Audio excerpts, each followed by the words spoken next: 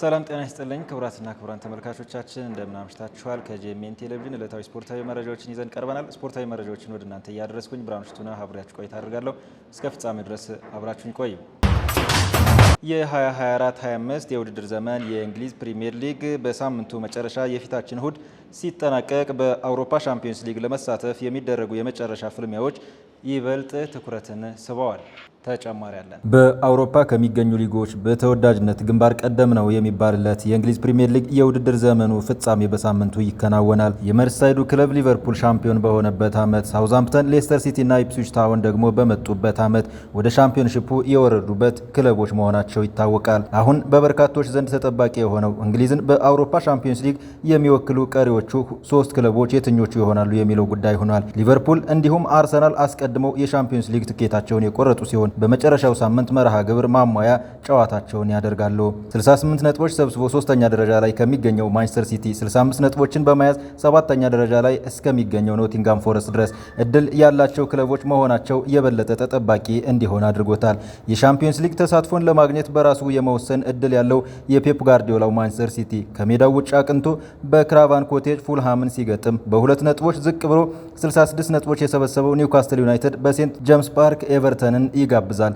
በተመሳሳይ 66 ነጥቦች የያዘውና በሁለት የጎል ልዩነት ዝቅ ብሎ አምስተኛ ደረጃ ላይ የሚገኘው ቸልሲ በአንድ ነጥብ ብቻ ዝቅ ብሎ ሰባተኛ ደረጃ ላይ ከሚገኘው ኖቲንጋም ፎረስት ጋር ከሜዳው ውጪ በሲቲ ግራውንድ ይፋለማል። 66 ነጥቦችን የያዘውና ማሸነፍን ብቻ አልሞ ተሳትፎን ለማግኘት የሌሎችን ክለቦች ውጤት የሚጠብቀው አስቶን ቪላ ከሜዳው ውጭ አቅንቶ በኦልድ ትራፎርድ ማንቸስተር ዩናይትድን ይገጥማል። ሁሉም ጨዋታዎች በተመሳሳይ ምሽት 12 ሰዓት ላይ የሚደረጉ ይሆናል። የሊቨርፑል የፊት መስመር ተጫዋች መሐመድ ሳላህ በዚህ ዓመት ያሳለፈው ጊዜ ከምን ጊዜውም የተለየ ነው ሲል ገልጿል። ስለ ባላንዶር ሽልማት የተጠየቀው መሐመድ ሳላህ እንደዚህ አይነት ዓመት አሳልፌ አላቅም፣ በተለይም ትልቅ ዋንጫ ጋር ሲል ተናግሯል።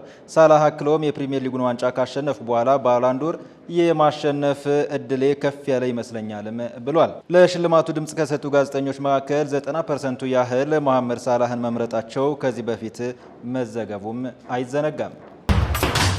ለሳውዲ አረቢያው ክለብ አልሃሊ በመጫወት ላይ የሚገኘው ኢቫን ቶኒ ለእንግሊዝ ብሔራዊ ቡድን ጥሪ ሊቀርብለት መሆኑ ተገለጸ። በሳውዲ አረቢያ ሊግ ክለብ አልሃሊ ጥሩ የውድድር ዓመት ያሳለፈው ኢቫን ቶኒ ቡድኑ የእስያ ሻምፒዮንስ ሊግ ዋንጫ ሲያሳካ ወሳኝ ሚናም ነበረው። ኢቫን ቶኒ በዘንድሮ የውድድር ዘመን ለክለቡ 29 ጎሎችን አስቆጥሮ 5 አመቻችቶ ማቃበል ችሏል። ኢቫን ቶኒ ከ2024 አውሮፓ ዋንጫ ውድድር በኋላ ለመጀመሪያ ጊዜ ለእንግሊዝ ብሔራዊ ቡድን ጥሪ ሊቀርብለት መሆኑም ተገለጸ።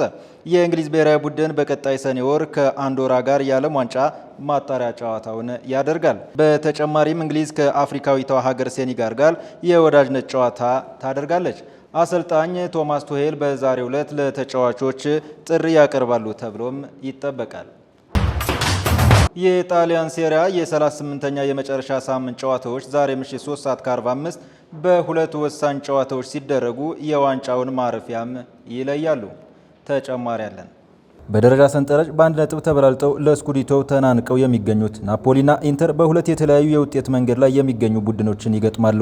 79 ነጥብ በመያዝ ሴሪያውን የሚመራው ናፖሊ 14ኛ ስፍራ ላይ የሚገኘውን ካግሊያሪን በሜዳው ያስተናግዳል። ካግሊያሪ ካደረጋቸው ካለፉት 5 ጨዋታዎች በ3ቱ የተሸነፈ ሲሆን ደካማ የውድድር ዓመት ካሳለፉ ቡድኖች መካከል የሚመደብ ነው። የአንቶኒዮ ኮንቴው ናፖሊ በተለያዩ የውድድር መስኮች ጉልበቱ ያልዛለ የቡድን ስብስብ የያዘ መሆኑ በሴሪያው የመጨረሻ ሳምንታት ላይ መሪ እንዲሆን አስችሎታል። እንደ ስኮት ማክቶሚኔይ ያሉ ተጫዋቾች ያሳለፉት ተደናቂ የውድድር ዘመን ለቡድኑ ውጤታማነት ተጨማሪ ግባት ሆኖለታል። ናፖሊ የምሽቱን ጨዋታ በድል ከተዋጣ የኢንተርን ውጤት ሳይጠብቅ በ3 ዓመት ለሁለተኛ ጊዜ የስኩዲቴው አሸናፊ ይሆናል።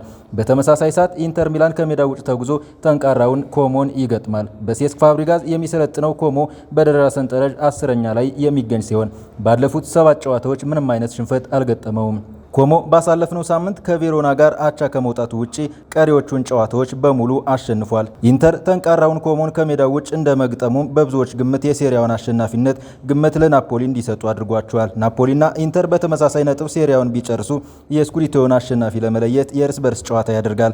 አሁን ላይ ባለው ሂሳባዊ ስሌት ግን ቡድኖቹ በተመሳሳይ ነጥብ ሊጨርሱ የሚችሉበት እድል የላቸውም። ኢንተር የናፖሊን ነጥብ መጣል እየተመኘ ኮሞን የማሸነፍ ግዴታ ውስጥ ገብቷል። የሲሞኔ ኢንዛጊው ቡድን ኢንተር በቀጣይ ሳምንት ቅዳሜ በአውሮፓ ሻምፒዮንስ ሊግ ፍጻሜ የፈረንሳዩን ፒኤስጂ ይገጥማል። በዚህ ሳምንት የአሰልጣኝ ሃንሲ ፍሊክን ውል ያራዘመው የካታሎኑ ክለብ ባርሴሎና አሁን ደግሞ የብራዚላዊውን ኮከብ የፊት መስመር ተጫዋች የራፊኒያን ውል አራዘመ። በዚህ የውድድር ዘመን የራፊኒያ ዳግም መነቃቃት በአሰልጣኝ ሃንሲ ፍሊክ ለሚመራው የስፔኑ ክለብ ባርሴሎና ትልቅ ሚና ተጫውቷል። ከሁለት አስቸጋሪ ዓመታት በኋላ ብራዚላዊ ኮከብ ተጽዕኖ ፈጣሪ ተጫዋች በመሆን በ2024-25 የውድድር ዘመን ከዛም አልፎ የባላንዶር እጩ ለመሆን በቅቷል። የባርሴሎና ቦርድ አሰልጣኝ ሃንሲ ፍሊክን እስከ 2027 ድረስ የሚያቆይ ኮንትራት ማስፈረሙ ይታወሳል።